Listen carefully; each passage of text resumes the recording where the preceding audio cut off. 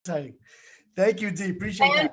Fantastic. Fantastic. There you go, Erica. Love it. So again, great guest today. So on the call, we have our leadership, ALC members, some of our top 20%, and some guests. This is our first of a series of wealth building calls with amazing guests. And when I thought, what guest do I want to kick this off with? The only person that came to my mind was Cody Gibson, the amazing, the phenomenal, the brilliant, the talented, the exciting Cody Gibson. And for those of you that know Cody, everything he touches turns to gold. He's built great businesses, helping people build empires. And more than that, he's developing people within his world that are also going on to build wealth at a tremendously high level. We're expecting over 500 on the call. Some of them are late. We're not going to wait. We're going to jump right into this. Cody Gibson, great to have you here. Thank you so much for taking time for our people up in the Northeast today. Appreciate you. Thank you so much, Michael. I wish I could just pack you around and have you do introductions wherever we're at, because that's really good. And then you could call me in the morning and just you could say that to me. You could maybe turn it into a little song or a little ditty. That'd be incredible. That'd be funny. In fact, that's actually right. I actually there was a time in my life that I paid a virtual assistant to call me every morning. And she was in, have you ever struggled with something that you knew you could fix it, but there was just like some type of, maybe it's a block, maybe it's something that you can't overcome yet. Maybe it's just, what I've come to learn, like the longer I live, it's just little habits, like these little seemingly small habits that don't seemingly make a big difference in the day, but they make a big difference in the game. They make a big difference in the month or the year. And anyway, it's a funny story. I struggled with getting up early. Like I always wanted to be the guy that woke up at 4 or woke up at 5, and people, I'd read leadership books and like in my journey as an athlete, it would just be up early. And man, I always struggled with it. Like I just struggled with it. I get to see, I know there's hundreds of people on here, but I get to see like 20. If you've ever struggled with getting up early, would you just nod your head so I know that I'm not the only person? Like it's not just me. Like on one hand, I'm like, I should be up at 4, like killing it. I should be up at 4 and just slaying it. And I wasn't. And so what I did was I had a virtual assistant in the Philippines. It was my first ever VA. And so this would have been 09. Yeah, 09, 2010, like right in there. So about 11, 12 years ago. By the way, hiring a virtual assistant, hiring a VA was one of the first steps for me that allowed me to build some wealth. And the reason for that is that humans will always be your biggest wealth determiners.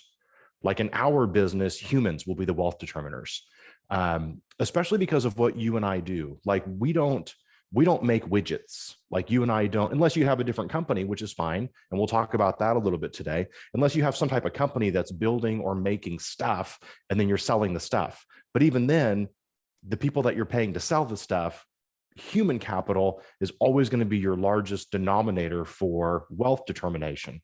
The problem is, as real estate agents, human capital typically becomes just ourselves, which means we have a predetermined, predisposed limit on how much we can actually squeeze out of that. Because when we squeeze, we're squeezing ourselves, which is tough. And there's only so much to get. Anyway, so back to the VA.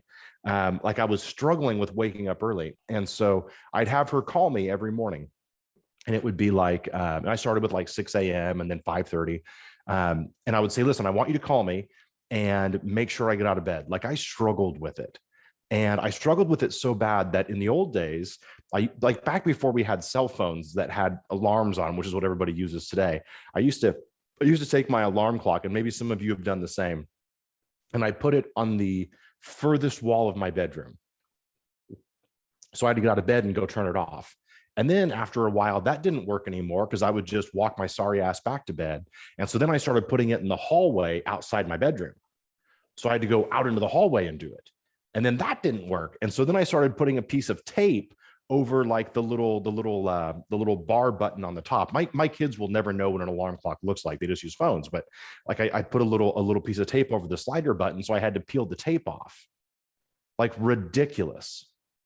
And so then I was like, all right. So her name was Nathalie, and so I'd say, all right, Nathalie, I want you to call me in the morning, and you have to call me and call me and call me until I answer my phone and I talk with you.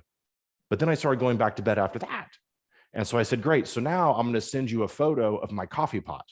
And that meant I went down the stairs, went to the coffee pot, like did the things, and now I'm getting the coffee, and now I'm going to be okay. And that worked for a couple of days, maybe a couple of weeks until, and this is maybe the most truest, realist part of the story. I remember one morning, I grabbed a photo from the day before and put a slight filter on it and sent her that. In other words, I am paying this person to listen to me lie to them. Do you get it? And I'll bet every single one of us has some sort of story like this. Every single one of us, I mean, I certainly have at different points in my life, I've paid a therapist to hear me talk about things that aren't even the full truth, and I hold back. I've paid a trainer to meet me and train me and listen to me tell them why I can't get up early, or I can't make it to the gym on time, or the weight's too heavy, or the workout's too hard. It's fascinating to me just how deep my desire to not do what I know I ought to do can go. Have you ever been there?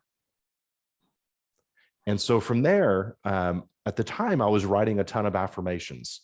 And that was a period in my life where affirmations were probably the strongest, meaning the most amount of effort into them. Today, I would say affirmations maybe are the strongest today, just because I've got another 11 years packed into doing them, but they've almost become subconscious at this point. At that point, it was a very conscious decision. And one of the greatest things that I could talk to you about, like my journey,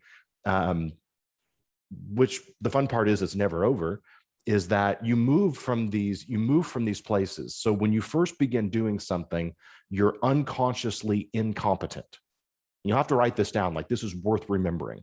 Unconsciously incompetent. In other words, you don't know what you don't know. You don't know what you suck at. You don't know what you're bad at. The easiest example to give when I talk about this is parallel parking. When you're 16 or 17 or 18 and you're learning, or 30, and you're learning how to parallel park, in the beginning, you don't know how bad you are. Like, you don't know, like, how much space do I need? Do I need more? Do I need less? Is there enough room to the curb? Are my wheels going to get ruined? And so you're unconsciously incompetent. You don't know what you don't know. But then if you'll put a little bit of effort into it, same thing with wealth, same thing with building wealth, same thing with building business, same thing with moving this giant jump. And it will be, but it's going to be a small amount of muscle twitch that does it. But this giant jump from moving from a practitioner to a business. You see, in the real estate space, we get lied to all the time, and we have people that will tell us what we want to hear. And they'll say things like, you're a business. They'll say things like, it's you, Inc., which is kind of true, but it's not really the truth. It's truthy at best. And the typical real estate agent is not a business. The typical real estate agent is not even truly, and this is just you and me hanging out, like we're friends. But the typical real estate agent is not an entrepreneur. The typical real estate agent is a practitioner. And you could move from being a practitioner to a business, but there's a couple of triggers that have to happen. So you begin with being unconsciously incompetent. You don't know what you don't know. I started investing in the stock market this last year.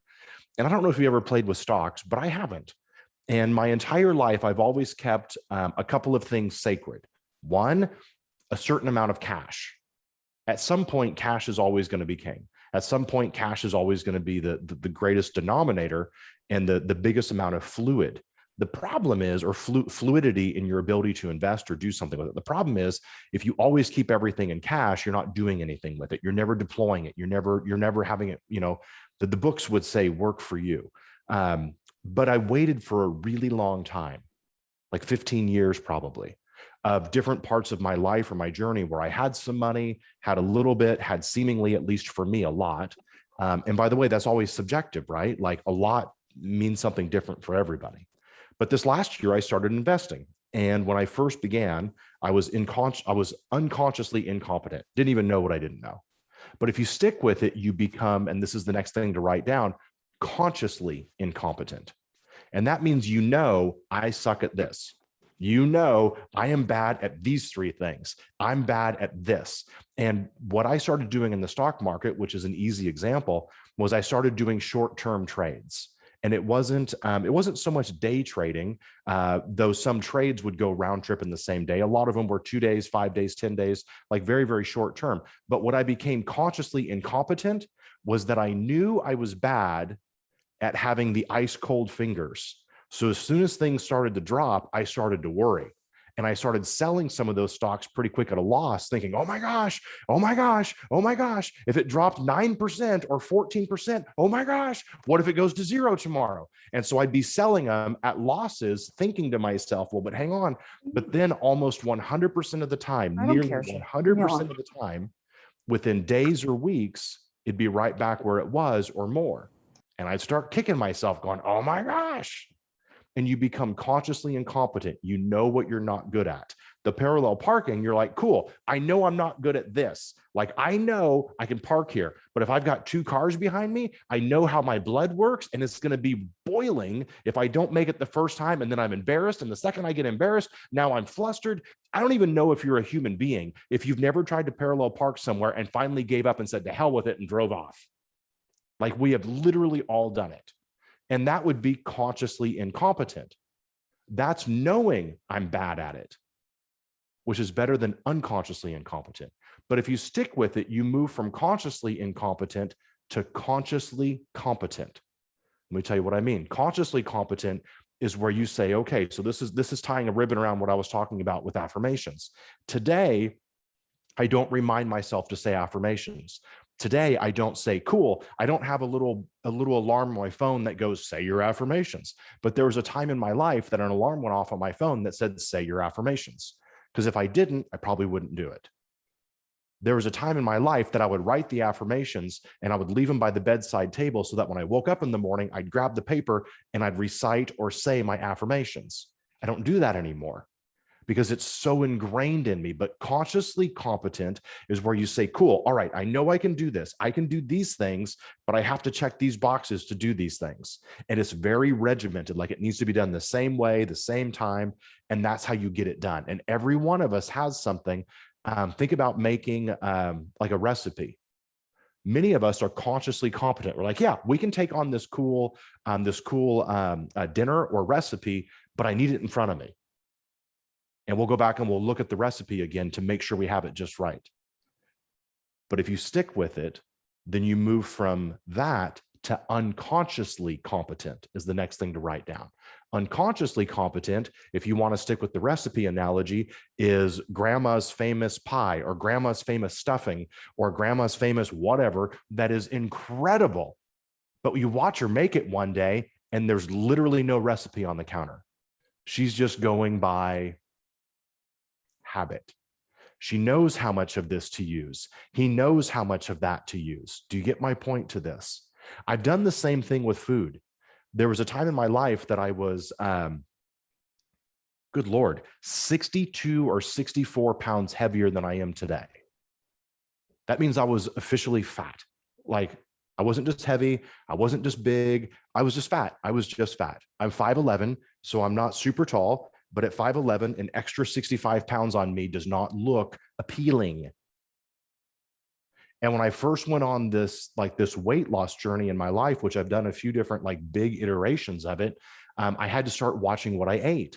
And of course, a smart trainer will say, I want you to track everything. When it comes to money, I want you to track everything. Treat it like you would a diet. If you hired a trainer today, they'd say, cool, before we do anything, before I give you a workout regimen, let's see what you're putting in the temple. Let's see what you're putting in here. Let's track it all for a week or two. By the way, you don't track it for a day or two.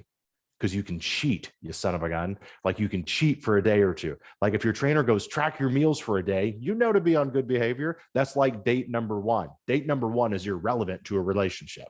And day number one of tracking your meals is irrelevant to a fitness journey. And day number one of tracking your finances is irrelevant to a finance journey. By the way, financial is no different than fitness. It's just your money fitness. It's how strong your money is. It's how fit your money is. It's how fit your brain is when it comes to being a wealth builder. By the way, wealth building, let me say this in case I don't say it later, wealth building is about percentages. Wealth building is not about sum totals. If I'm gonna talk about wealth, so tomorrow evening, is today Tuesday or Wednesday? Today's Tuesday. It's Tuesday all day, everybody. On Thursday this week, I'll be talking to a group of young adults and teens. By the way, here's a quick idea for you. I'd write this down. If you can get the kids, the parents come with them. Let me say it again. If you can get the kids, the parents come with them. Let me prove my point. For those on here that have had kids or you've ever raised kids, you tell me if I'm a liar, but if the waiter or waitress pays extra attention to the kids, does the tip go up? If they talk about how amazing the kids are, you're like, oh, thank you so much. And ching, ching, ching, ching, ching. Like all of a sudden the tip's just doing this, right? They get down and they get at their level and they crouch down and they go, what would you like tonight? You're like, oh my gosh, this is awesome. You just made a 30% tip. Like that's what's going to happen. Parents can't help it. Now, I have a passion for helping young adults and teens, and every one of you could do this. I would challenge you to go do it. What I started doing was I started doing these webinars for young adults and teens, and you could start with one. It could just be a 30-minute webinar. It could be a 30-minute, and today it works well because of what's happened with COVID. Like webinars are easy. Zoom is easy. Everyone's used to it. Like it's the easiest thing in the world. You send something out to your database and you say, hey, 300 people that I know or 500 people I know, I've got a little extra time right now. I'd love to speak to people that are 15 to 18 or 13 to 20. And here's the 3 things I'm going to talk about, or the 4 things I'm going to talk about. Let your kids know or have them sign up for this. You'll be shocked how much value that brings to people, how much credibility that gives you. Anyway, so tomorrow, Thursday night, I'm talking about becoming an entrepreneur as a kid. And one of the points I'm going to make in that webinar is the same I'm going to make to you, which is I need you to understand that money is built on percentages. And I'm going to be challenging these kids that are 12 to 14, 12 to 18, 13 to 20. Like that's kind of the range that I talk to a lot. I'm going to tell them, I want you to go and find all of your clothes in your closet that you don't like, that don't fit, that your parents are okay with you getting rid of. But instead of donating them, I want you to sell them. There's 2 or 3 websites. Of course, there's eBay, there's Bebop, there's a handful of different websites that you can sell it on. And all I want you to do is think about the money increase. Now, if it's a piece of clothes hanging in your closet, you don't know what the percentage increase is, and you're probably not going to get more than you paid for it, but it's just the act of going and doing it and saying, I took this and now I have $7. I took this and now I have $12. Now, $7 or $12 to you and I isn't that interesting. One of the things my son did, he moved to San Francisco last year and he lived there for 6 months. And one of the things he did, we talked about it, was he would go on Craigslist and he would find furniture that was free, like bedside tables that somebody was giving away for free, like pick it up, just free. He would go get it. He would tighten all the bolts. He'd fix it. He would sand it and paint it. And then he'd sell it for 40 or 50 bucks. You show me the person who's willing to do that repeatedly, I'll show you the next person who becomes wealthy. Now, the problem is I can feel it. I can feel the energy. The second I started talking about $7 or $10 or $50, the energy does this. It's like, wah, Cody, who cares? What am I going to do with 50 bucks? And that right there is what will keep most people from being wealthy, because we don't respect the percentage. We don't respect the money. If you can get good at making 10% of $10, it's only $1. You and I are not retiring on this. You and I can't do jack with $1, but we can build anything we want with the mindset and the idea and the principle of how to make 10 or 20% on something. Does that make sense? Wealth is factored by percentage. and you play with it and you get better at it. Remember, you go from being unconsciously incompetent to being consciously competent to being unconsciously competent. Like you go through the phases of doing it. And money looks the same way. It looks the same way. Find ways that you could make a little bit of money and then do them repeatedly. Before you know it, like there's somebody out there right now that a 2 or 3% increase on something is millions of dollars. A 10 or 12% increase on something is hundreds and hundreds and hundreds of thousands. But you know what? They probably didn't start there. Now, if you were born into money and your parents or your genealogy gave you a giant trust, good for you. Go do something with it. Most people don't. It's not because they can't. It's because the brain isn't ready for it. It's like the athlete that you hand millions of dollars to. Most of the time, those athletes, 5 years or 10 years after leaving the sport, are usually what? They're usually broke. You know the story. The stories around people that win the lottery, that squander it or it's gone. And it's not because people say it takes money to make money. That is bullshit. It does not take money to make money. It takes mindset to make money, which is why I could give you a bucket of money. There's an old saying that if we took all the wealth in the world, and this isn't a political comment, but if we took all the wealth in the world and divided it equally and handed it back to all the peoples of the world, within 7 years, the imbalance of wealth would return to where it once was. And it's simply because of the mindset of, can I make 10% on that? Can I make 15% on that? Have some fun with it. Like the challenge is, what most of you and I do is we try to build our wealth from our job. I need you to hear me on this. Your job should not create your wealth. Shouldn't. Like you hear all these things about side hustles or this or that or all those things. I'm good with all of it. But your job doesn't create your wealth. Your job pays, and I'd write this down, my job pays the bills while my brain finds the wealth. You go and you find it. One of the things I'll talk about with those kids on Thursday, which is the same thing I'd talk about with you, is you're either working to learn or you're working to earn. And I don't know very many people that skips process one. Like we all have to do the hard work. We have to work to learn. And when you're working to learn, you don't make anything. Like one of the things I'll challenge those kids to do is I'll challenge them to go and find somebody who's making big money and work for free. Just hang out around that person, work for free. Now, that might not work for you. But if you're 14 or 15 or 17, it probably would work. But the same principle remains true. Like, what would you do? I remember I emailed Gary once and I was like, listen, Gary Keller. And I was like, listen, this was 10, 12 years ago. And I was like, hey, would you let me know any flight anywhere that you're taking? If you'd be willing to, I'll buy a ticket on that flight if I can sit next to you and talk with you while you're on it. Don't care where you're going. Don't care where you're coming from. Don't care what time it is. That would be my way, or an easy example of working to learn. Like that would have cost me 500, 800, 12, well, whatever the dollars were, right? Plus whatever the time was. But if I can get the seat right next to GK and I could pick his brain, I can talk with him for 3 hours or 2 hours or whatever it is, all of a sudden it's very much worth it. By the way, he said no. He said, I'm not going to do it. He said, I refuse to do it. He said, instead, why don't you just come to Austin and we'll spend some time in my office? But are you willing to ask for it? You might be shocked what you'll find if you ask. You might be shocked how many authors, when you read their book, if you reach out to them directly, how many of them will engage with you directly. By the way, every author loves kids. What if you put together this great thing within your database and you've got 50 kids that you talk to once a month or once a quarter? By the way, some of you are like, dude, that sounds amazing. I'd love to give back like that. Great, good for you. Go do it. You're called to do it. But some of these authors that you reach out to and you go, hey, I've got these 50 kids. I'd love to interview in front of them. You might be shocked how many would say, yeah, I'm in. Yep, totally do that. 100%. Kids, I'm in. Remember, if you can get the kids, the parents come with them. All right, back to wealth for a second. One of the challenges with wealth is that we think about what we can't do because we get stuck in the limits of what we have.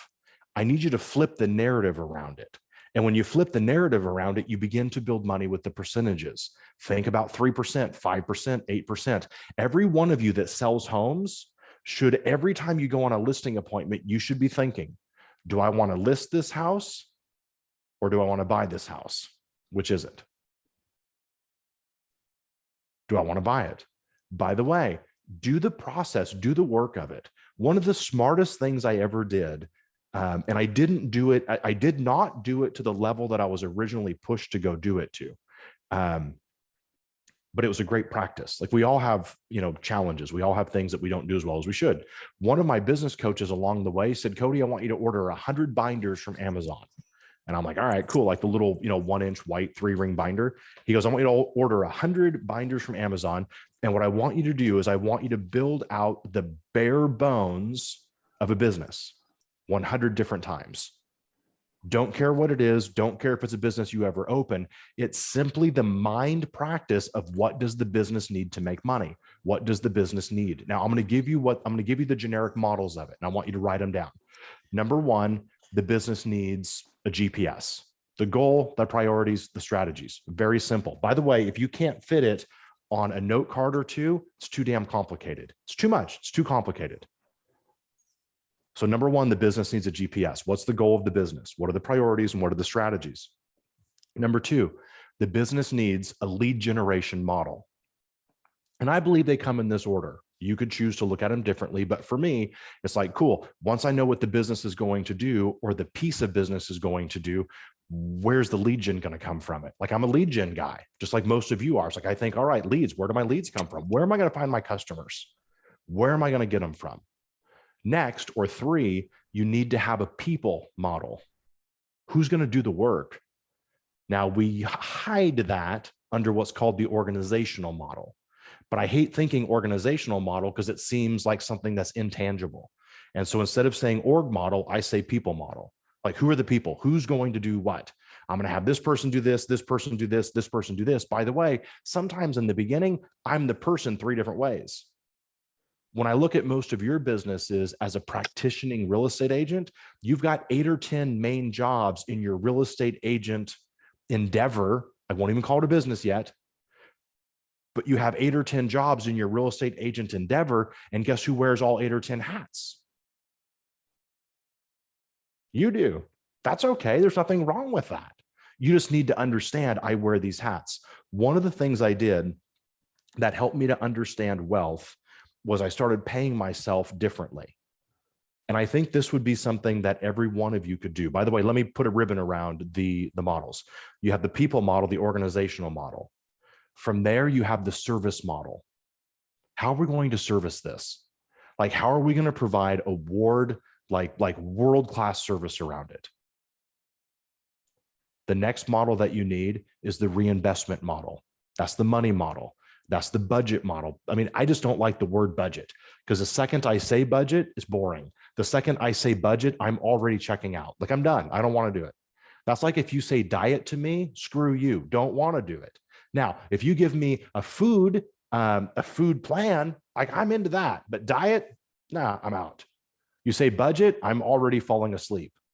You say reinvestment model, I go, that's interesting. It's fascinating. Don't overlook how the tiniest things make the biggest differences. Most of you do not love budgets.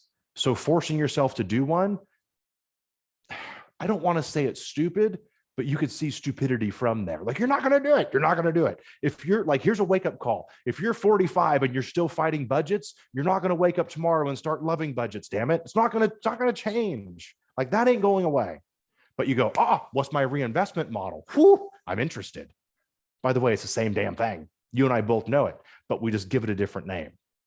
By the way, anybody who's raised kids, you've become amazing at this already. Like you already know. I'm just going to call it something else and trick them. I'm just going to trick them. The human brain is easy to trick. You and I both know it, which is why we're laughing at it.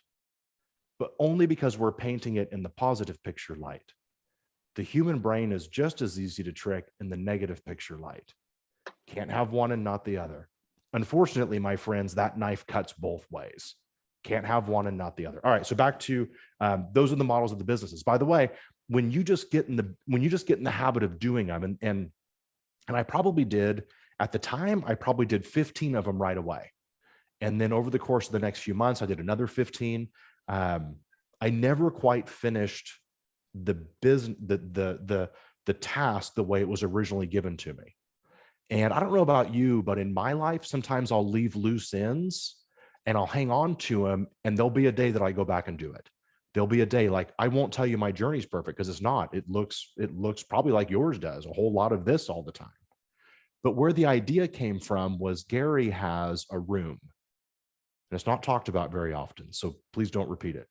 But Gary has a room that is full of all of his businesses, and he pays someone to sit in there and work on it. And what he has in this room, it's like a bunker almost. There's no windows. I've never even been in it. But you walk in, and like floor to ceiling, it's just binders of all the businesses he's invested in, all the business that he owns. He doesn't talk about any of it because you and I are in the world of real estate with him. But that guy's picked up or bought a number of different businesses along the way, like Stance Socks.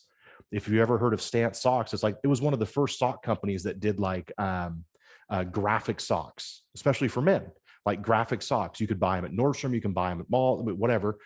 Gary bought, I think it was 40% of that company. So every time I go visit Gary at his office, I leave with a handful of socks. He's like, here, take these. You're going to love this one. You're going to love this one. I'm like, all right, that's cool, Gary. That's fine. But that's how wealthy people think. At this point in Gary's life, he hired somebody. His name is Mitch. And Mitch still works for him in Keller Capital. And in Keller Capital, he hired Mitch as a young kid, put him through school, and got him all the way through his MBA. That's years of investing in Mitch, by the way. But then he brought Mitch back into the firm, and Mitch's only job for 2 or 3 years, without ever making a dollar for Keller Capital, his only job for 2 or 3 years was to study businesses and show Gary which ones he should be investing in and which ones he could turn more money out of. Now, for you and I'm nowhere near that. Like, I don't have the funds to do that today. But there was a day in Gary's life he didn't either. I'm just giving you the story to say, I want you to think a little bigger. I want you to think a little stronger. By the way, in your walk and my walk right now, we can do the same thing. We just need to wear more than one hat. You and I may have to be the capital and the Mitch, if you will. We may have to do both roles. That's fine. The majority of my life has been built that way. When I first started looking at money differently, when I was a real estate agent, when a commission check would come in, and man, I would push each of you to go do this. This is one of the only things I'll give you that you would walk away from this talk today and go, I could do this tomorrow. Not next year, not along my journey. Like, a lot of this is mindset stuff, which I love, but what could I do tomorrow? I think each one of you tomorrow, when you get a commission check, should pay yourself multiple ways. Here's what I mean. A deal closes and you got $10,000 or whatever your average is, doesn't matter. You got 10 grand. You immediately, like, you have the split with your brokerage, like all that's fine, blah, blah, blah, blah, blah, whatever's left. Let's say you got 10,000 left, you got 10 grand. I'm going to pay myself 4 different ways. Way number 1, I'm going to pay myself in the salesperson role. I was probably the listing agent, or I was probably the buyer's agent, right?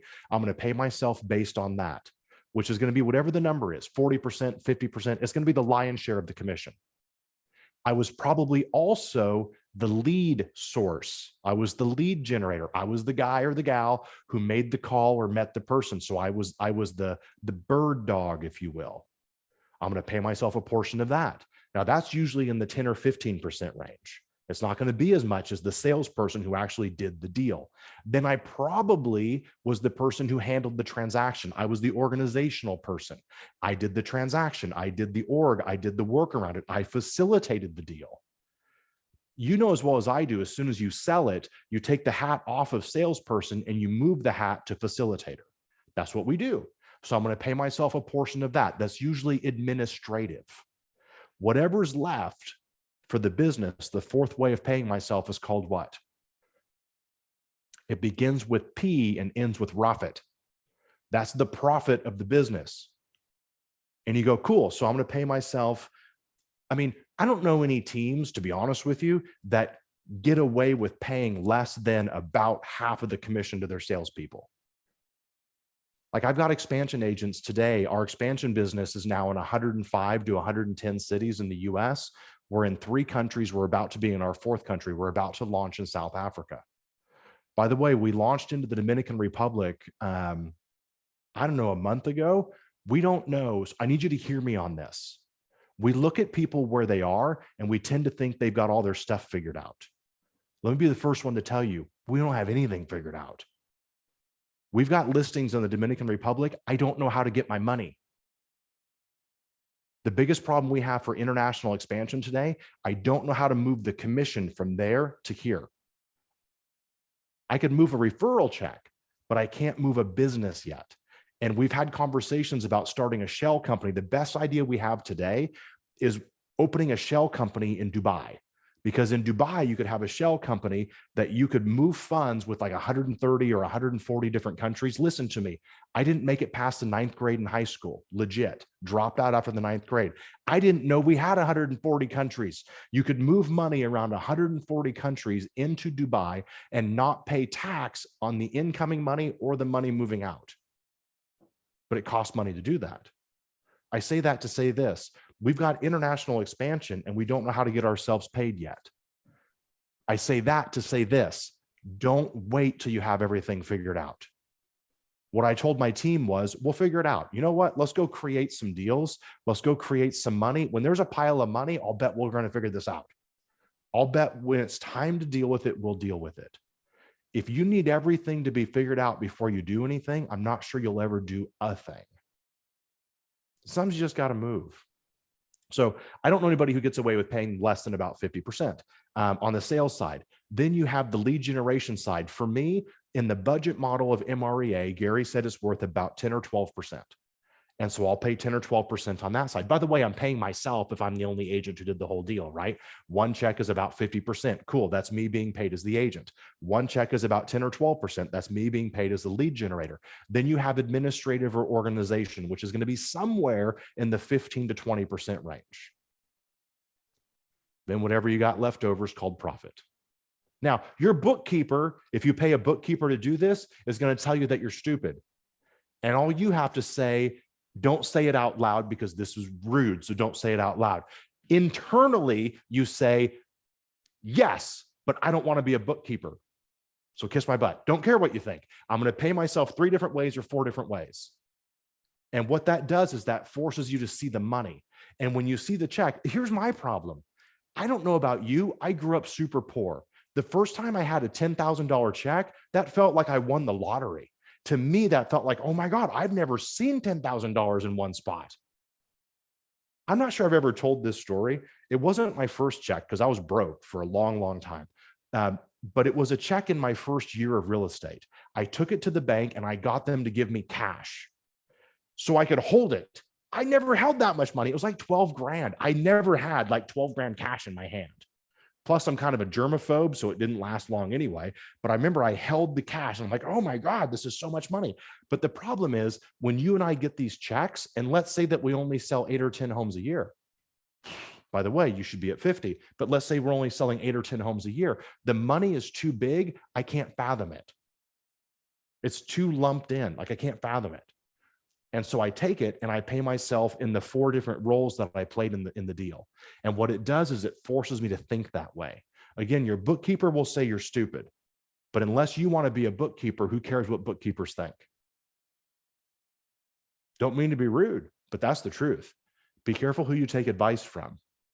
I was looking at Instagram this morning, and it said one of the cool memes was, don't allow your $1 million idea to be dictated by a $40,000 thinker.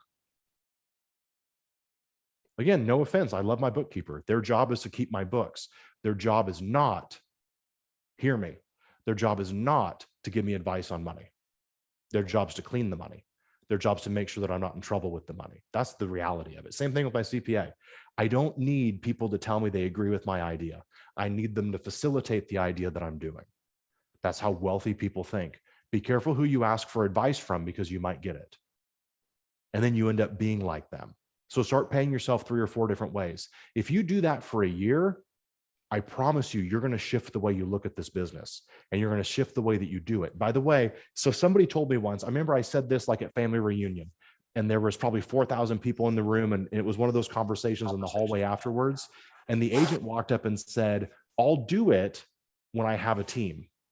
And I said, I mean, and sometimes, I don't know about you, but sometimes the words come out of my mouth before I filter them through my brain. And I say things maybe that I shouldn't. And I whipped around and I said, I doubt you're ever going to have to worry about it because you don't think right anyway.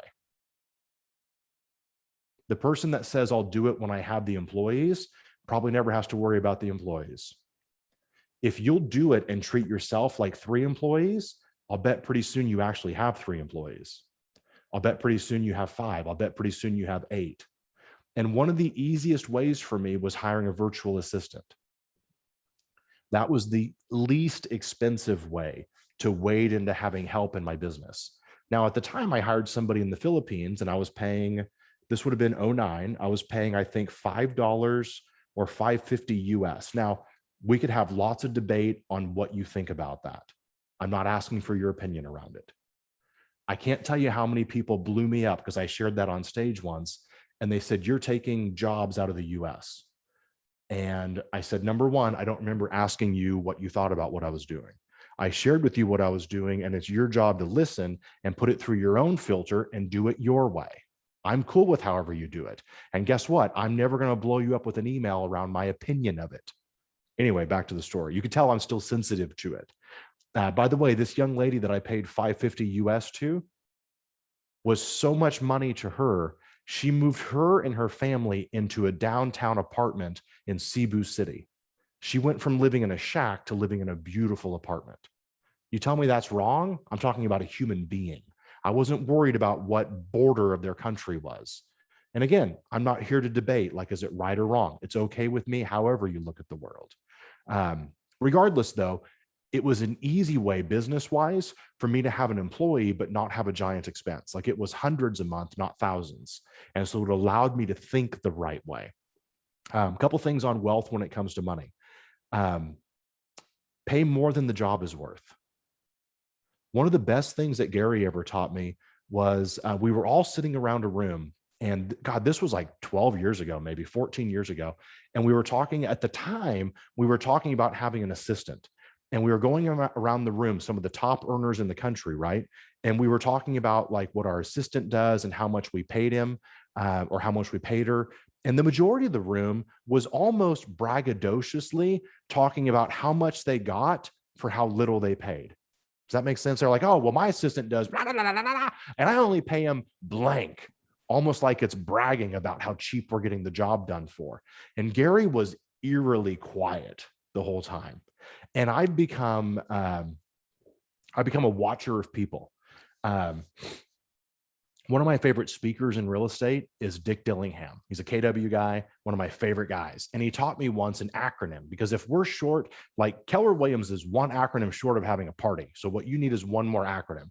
And he gave me this acronym of KOOL, KOOL. And it's cheesy, but I've never forgotten it. And what he said was, it's a keen observer of life. And so I'm a watcher. And so the room's talking and answering the question, I'm watching Gary. He's the only one in the room who's got a mountain of money.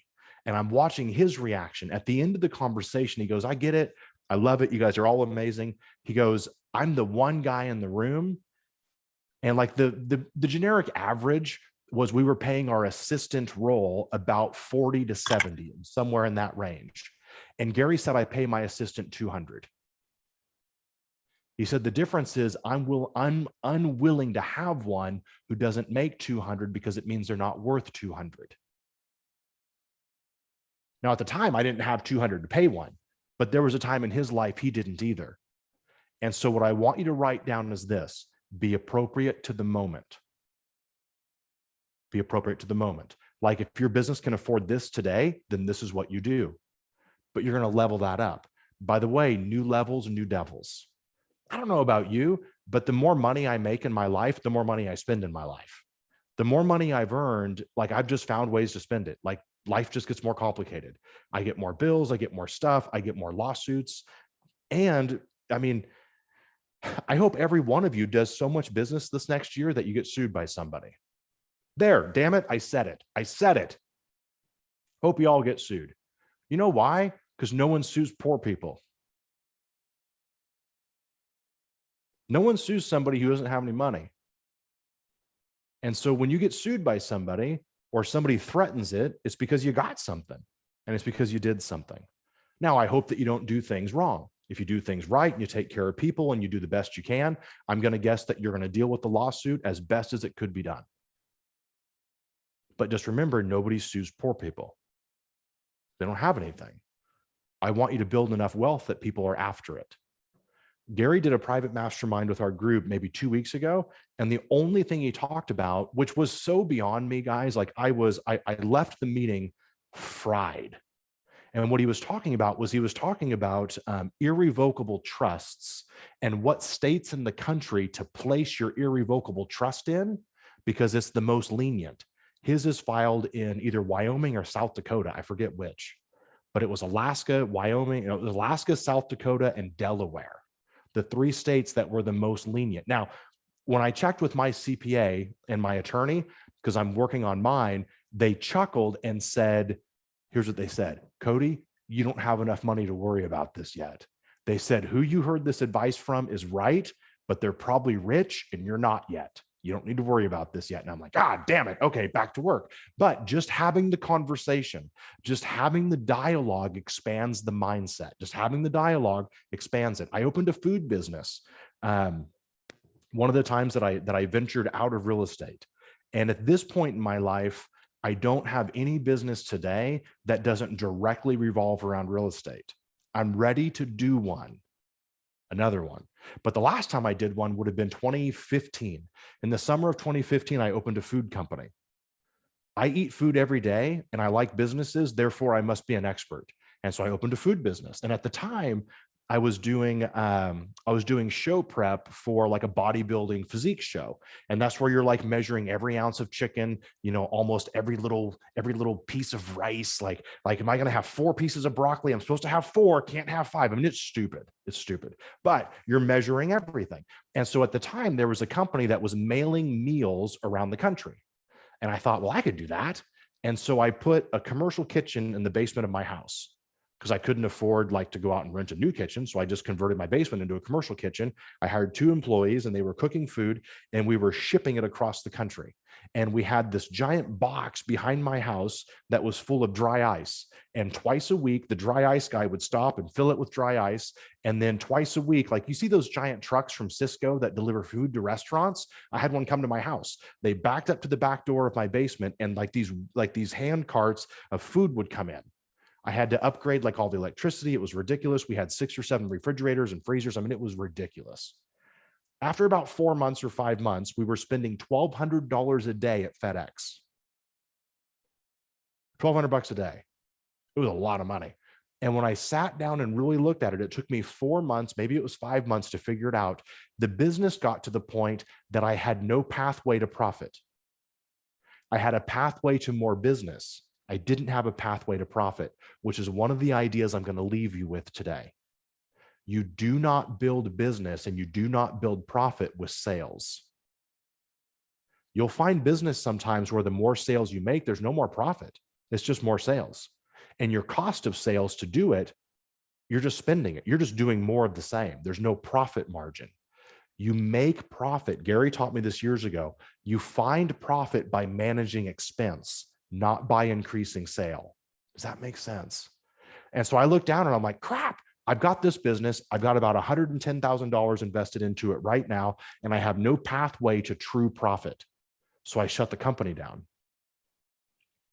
ended it. And I remember I called Gary that summer and I was like, yeah, I lost 110 grand on this business. It sucks, blah, blah, blah, blah. And he chuckled and he goes, sounds like a cheap lesson. And I'm like, screw you. That was 110 grand. That was a lot of money to me. And he goes, it's a cheap lesson. He goes, what you learned is going to make you millions. Cost you 110. So what? What I left the conversation thinking was 2 things. One, it still hurt. It was 110. That was a lot of money to me. And 2, I want to be around the kind of people that think 110 isn't very much money. Does that make sense? I want to elevate my dialogue. And I wasn't there, but at least I could talk to the person who was. And so find people who have more money and spend time with them. Find people who think, and you and I do it. Like, we've done it naturally. There was a time in our life, you got to hear me on this. There was a time in our life when you and I were younger. Tell me if I'm wrong, but we chose a restaurant based on their portion size. We're like, no, I'm going to go over here because I can get a giant meal for $8. Then the older you get in life, you realize the cost goes up and the portions go what? Down. I ordered dinner the other night at this restaurant. It was like $90, and it came out on the plate, and the majority of it was white, meaning there wasn't very much food on the plate. And I'm like, what? Like, and I was thinking about how there used to be a day that I would be like, man, for $10, I can get this giant, like, you know what I mean? We've all done it automatically. I just want you to apply it to the business side. All right. Last thing I'm going to leave you with is this. I want you to pay yourself 3 or 4 different ways. I want you to find something that's in the ability of loss, meaning it's okay if you lose it. Go put $500 into something. The fastest and easiest way to do it would be the stock market. You can open a TD Ameritrade account and fund it with $100. And you won't make, like, you're not going to retire in the stock market with $100, but could you take $100 and go through the process of making 12%? Go through the process of making 8%. It just makes you think. It just makes you think. That's exactly how I tiptoed into the stock market. I own today, by the way, I told you, I grew up super poor and didn't finish high school. Today, the real estate sales business sells in 110 cities, 105, somewhere in there, 22 or 24 different states, 3 different countries, about to be 4. I own the biggest real estate brokerage in Oregon, and we own one of the biggest real estate companies in Phoenix. We just purchased a portion of a title company in Phoenix. It's not very much, but it's 7%. I couldn't afford more, but I'll do what I can. And one of the points I want you to take is be appropriate in the moment. For me, I would have loved to have owned 100% of that title company, but I can't. I could own 7% of it. The first market center that I bought, the one in Oregon, I didn't pay any money for. I walked into it and the OP said, it's okay, but it's not doing great. But Cody, we think that you're the guy. You're the leader who could turn a profit in it. It'd been open for 7 years and had never funded the investors back. The investors had never had a check for a return on investment. It took me 12 or 14 months. And since then, that would have been 2009. And since then, we've paid our investors every single month for 10 straight years. Market up, market down, market left, market right. But I had to earn it. And so I had to put my sweat equity into it. And I was granted the ownership shares, but they were B-level shares, meaning they could be removed and I had no voting rights, but they became A-level shares. I didn't know what any of this crap meant. I had to go read it. They became A-level shares, meaning that they were actually mine and they came with voting rights when I hit certain targets. And of course, since then, we've gone further and bought more and all those things, but you have to start where you are. And if you're unwilling to start where you are, you're never going to be where you want to. You're going to always be stuck. And maybe right now, it's about making 6% on $100. Go make 6% on $100. And someday, you and I can have a drink somewhere and talk about making 6% on $1 million or 6% on $1 billion. I don't have $1 billion to go put into things, but there was a day that I didn't have 1,000 either. There was a day I didn't have 10,000. And today I could put 10 grand into something and hope for the best. But there was a day that I couldn't. 100,000 in my life today, it would make me think real hard. I'd be like, oh boy, I could do it. I could stroke that check, but whew, I'm going to give a lot of thought to this. 10, I could just write the check and hope for the best.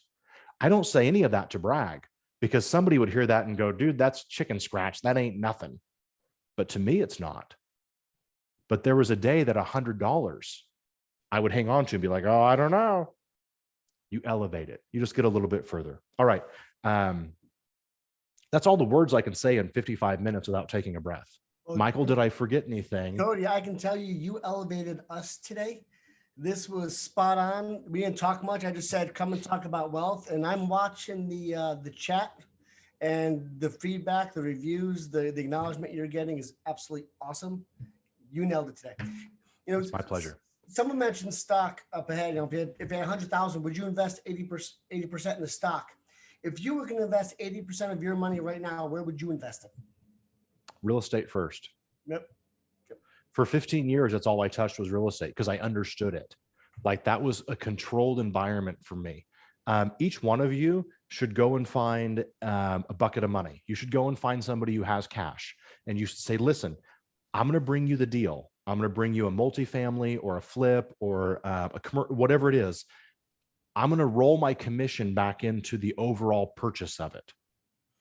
Will you let me become a partner in the company? Maybe it's 3%, 5%. It doesn't matter to me, but you just go and do one. And you should go and find somebody who has money and say, I'm going to bring you the deals, but I'm never going to take the commission. Just allow my commission to be my purchase back into ownership. Like, why can't you double dip like this? Like you're in the only industry left where it's not only allowed to be an inside trader, it's actually encouraged to be an inside trader. If you did this on Wall Street, you'd end up in jail or super rich, avoiding jail, one of the two, depending on how you look at the world. But if as a real estate agent, you're actually encouraged to go do it. Go find the deals and make the deals and go find the money. There's always money for the right deal. Go find the deal and then go find the funding. And then sooner or later, you won't need to find the funding. You'll be the funding. That's okay. Be appropriate to the moment that you're in. So if I had 100 grand today, I would 100%. And if it was 100 that I could invest, I would invest 100,000 of it into real estate because I understand real estate. And one of the investments you could make would be lead generation in your own business. Like I would start there. I'd say, cool. But I would look at it like an outside investor. Most of you, if you went to an investor, and here's the litmus test. If you took your real estate sales practice to a true investor and said, listen, I need to raise some capital. I'm going to do a capital funding raise, a round of funding. Here's what I do in my company. Here's what I do in my business. Would you like to invest in me? How many of you could find an investor that goes, oh my God, after looking at what you do, here's 50 grand. You're worth it. I think some of you would pitch it to an investor and they'd go, I'll just keep my 50 grand. Fair. Some of you wouldn't invest in your own business if somebody pitched it to you. By the way, you should hear that and go, shit. And then you should go fix it. Like, that's okay. You should go fix it and go, all right, damn it. Cody's right. I'm going to go and build the business to where I'd actually invest in it. Some of you won't put money in your business because you know it's not worth money coming in. Go fix it. You can fix that in 6 months. You are 6 months max from having a business that somebody else would invest in. Or you could fiddle around with it for 10 more years. That's kind of the choice is yours. Awesome. And when I would challenge you, I loved your comment about, find the deal and then the money's the easy part. I would challenge people on the call. If you have a deal, go to your OP. Go to your OP. You know what? There's lots of us that would be happy to invest in you building wealth and us building wealth together. So this is a partnership. We're in this together. And Cody, I can't thank you enough for the time you gave us today and the brilliance you bestowed upon us. If I can return the favor for you, please don't hesitate to ask. Put your car on Turo. Find ways to make money. Like Jay Papazan and I did a wealth building conversation at Mega Camp, family reunion. And one of the things he talked about was just looking at technology. Like people, you could, like I was in Salt Lake City a few weeks ago and I rented a really nice Range Rover for $100 a day on Turo. It would have cost me $400 a day at a car rental place. Turo is just person to person. It's like Airbnb for cars. Maybe you could buy a home and Airbnb it. Like there's 100 ways to dabble with this and have it be really secure. You and I know real estate. So I don't know that real estate's the greatest way to build wealth. I think we say that to our people because it's a nice thing to say. I don't know that I agree with it. I think business is the greatest way to build wealth. The wealthiest people are business owners, always have been. This isn't an argument though, so don't get weird on me. We're both realtors. But you can go and buy a home and you and I understand that. Like we understand that process and we understand what's good and what's not good. So stick with what you're comfortable with until you have money that's willing to be uncomfortable and then go play with it. The best thing you could do is lose some money, but learn some value. Lose some money, learn some value. Money's replaceable. Without a doubt. Thank you so much, Cody. I appreciate your time. I know you're a busy guy. So giving us an hour has been awesome. Well, if I can help you guys, my Instagram is Cody Gibson 1, just the numeral 1 at the end, Cody Gibson 1. Please follow there if you haven't. I'm on Facebook, of course. My email is codygibson@kw.com. Easiest guy to find at KW. And my mobile number, if I can help you, is 907-529-5172. 907-529-5172. I never handed that out before. And then during COVID, like it's been so hard during COVID. This has been a grind, man. I've learned, especially at KW, if we're going to get through this well, we're going to get through it together. And so we put our hands together, as cheesy as that sounds. If you need me, or if I can help with something, I'm doing the same thing you're doing. I'm up early working. I'm up late working. I'm on the weekends working. Like I'm putting more time into my business today than I ever have, because that's what the business demands today, because none of us know what to do. Like, I don't know the last time I increased my business during a global pandemic. I don't have like a bucket of experience to draw from, and neither do you. We're just guessing, which means you're going to work hard. If you're tired, you're doing it right. All right, guys, have an amazing day. Thank you for having me. Thank you, Cody. Appreciate you. All right, bye-bye. Have a great day. Hey guys, I don't know Thank about you, you. Michael. I don't know very many companies where one of the top people in the company will get in a call with 300 plus others and give you their cell phone. So You are great, sir. You are great. Thank you for the provision. Thank you, Teresa. Have a great day. Thank you all that joined. I hope you got a lot out of this call. This is the first of many. We'll be hosting these once a month. Linda McKissick is next. For those of you that don't know Linda McKissick, she is the #1 profit share earner in all of Keller Williams Realty, her and her husband. So they'll be joining us next month. Emily, can you throw that link in the chat, please? For that next event. And yes, everyone that's on this call today, we will be emailing you the link to this recording so you can watch it, slow it down. Oh, wow. That's great. Thank you, Michael. Thank you. You got it. You will have it. Thank you all for being here. Thank you for serving. Thank you for being part of our world and our family, and have a great day, a great week, and we'll see you next month. Thank you. Bye. Thank you very much for being you.